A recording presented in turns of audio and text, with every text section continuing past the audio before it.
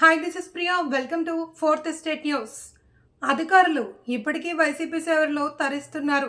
తెలుగు శక్తి అధ్యక్షుడు బివి రామ్ సూటి ప్రశ్న.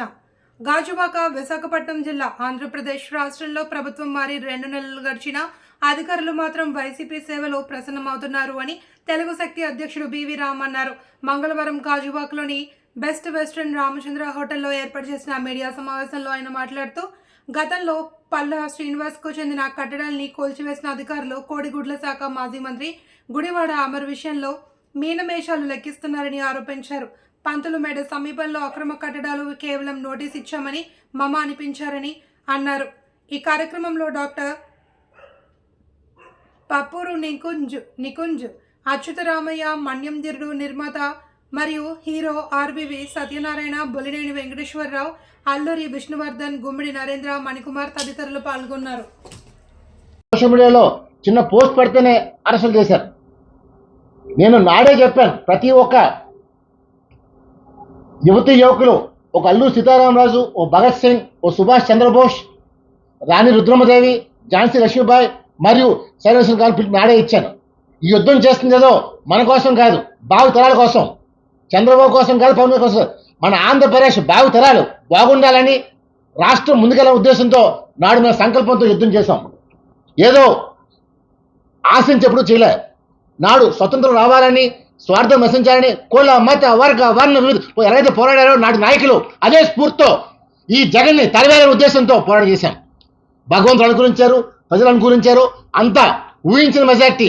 ఏ జగన్ అయితే 150 విరుగుపడ్డాడో దానికి తిరగేసినట్టు 164 ఇచ్చారు. That is the power of Andhra. ఇవాళ చంద్రబాబు నాయుడు గారు విశ్వాసంతో, పవన్ కళ్యాణ్తో సంకల్పంతో ఆంధ్రప్రదేశ్ ముందుకు తీసుకునే ఉద్దేశంతో ప్రజలు ఈ తీర్పు ఇచ్చారు. ఇది ప్రజా విజయం మనం చేస్తున్నాం.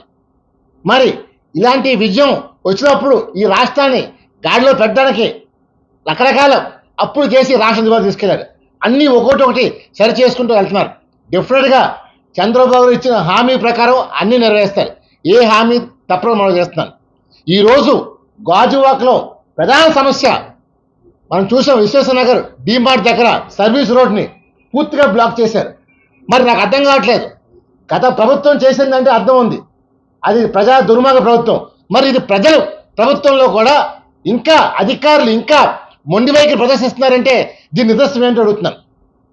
నేను రేపు సాయంకాలం లోకేష్ గారు విశాఖ పర్యటనకు వచ్చి లోపల అవి ఏవైతే బారికేడ్లు పెట్టారో అవి తొలగించాల్సి డిమాండ్ చేస్తాను. లేని పక్షంలో రేపు 30వ తారీఖుని ఉదయం 10:30కి ప్రజల ఆగ్రహంతో ధర్నా చేయబోతున్నాం. డెఫినెట్గా తొలగించి ఆ ప్రాంతం విముక్తి చేయబోతున్నాను. నేను ఎవరికీ భయపడను. ఇది ప్రజా ప్రభుత్వం. ప్రజలను ఇబ్బంది పెడితే ఒక అన్నగా, తమ్ముడుగా, కొడుకుగా, మనోడుగా, మీ వాడిగా, మీ ఇంటి బడిగా వస్తాను తప్ప అది ఎంత అడిగారైనా ఐ డోంట్ కేర్. ఇది చంద్రబాబు నాకు ఇచ్చిన ధైర్యం, నమ్మకం. డెఫినెట్గా మంచి కోసం ప్రభుత్వం పోరాడుతుంది తప్ప ఈవేళ అధికారులు ఇంకా ప్రభుత్వం మారినా సరే వాళ్ళ మైండ్ సెట్లు ఇంకా మారాలని చెప్పి కోరుతున్నాను. మనం గతంలో చూసాం, పల్లా శ్రీనివాస్ గారిది కాంప్లెక్స్ ఏదో దాన్ని కట్టారని, పర్మిషన్ కట్టారని చెప్పి చాలా హుటాహుటిన తొలగించిన యంత్రాంగం. మరి మాజీ కోరుడు శాఖ మంత్రి అమర్నాథ్ విషయంలో ఎందుకు ఉదాసీన వ్యవహరిస్తామని ప్రశ్నిస్తున్నాను. ఇప్పటికే నోటీస్ ఇచ్చి దగ్గర 50 రోజులు దాటిపోయింది. ఇప్పుడు దాకా ఎటువంటి యాక్షన్ లేదు.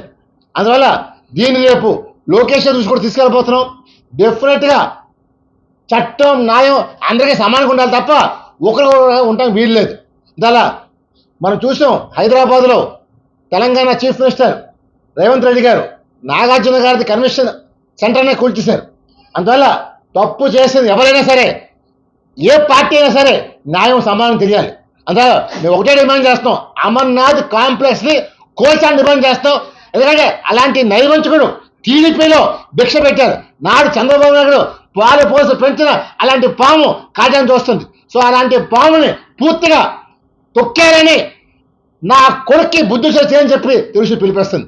ఈ రాష్ట్రం కోసం, ఈ దేశం కోసం చంద్రబాబు తాపత్రపడుతున్నారు తప్ప తన ఎజెండా ఎప్పుడు స్వార్థపూరిత ఎజెండా కాదు, ప్రజా సంక్షేమ ఎజెండా.